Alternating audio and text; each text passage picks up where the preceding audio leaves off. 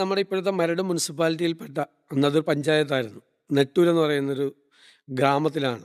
ചുറ്റും പുഴയുള്ള ഒരു പാലം പോലും ഇല്ലാതെ ആ ദ്വീപാണ്, ഐലൻഡാണ്. അവിടെ നിന്ന് പുറത്ത് പോകണമെങ്കിൽ വള്ളത്തിൽ കയറി പോകണം.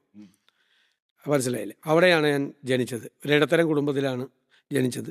അച്ഛനൊരു വനം വകുപ്പിലെ ഉദ്യോഗസ്ഥനായിരുന്നു. അമ്മ ഉണ്ടായിരുന്നു. ഞങ്ങൾ 5 സഹോദരന്മാരാണ്. ഞാൻ 4ാമത്തെ ആളാണ്. ഞങ്ങൾക്ക് 6ാമതൊരു സഹോദരിയാണ്. ഞങ്ങളുടെ കുടുംബമാണ്.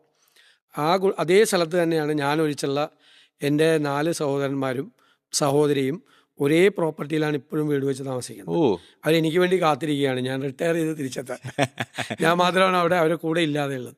ബാക്കി എല്ലാവരും ഒരുമിച്ചാണ് താമസിക്കുന്നത്. ഞാൻ അവിടെ ഒരു നാട്ടിൻപുറത്തൊരു സാധാരണ ഒരു മലയാളം മീഡിയം സ്കൂളിലാണ് പഠിച്ചത്.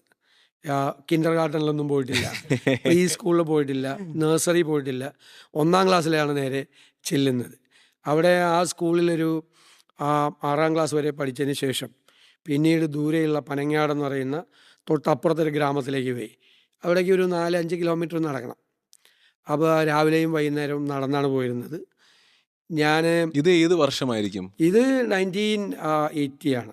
അല്ല, ഐ എം സോറി, 70 ആണ്. 1970 70-ലാണ്. 1964 ജനിച്ചത്. 80-ൽ ഞാൻ കോളേജിൽ ചേരുന്നത്.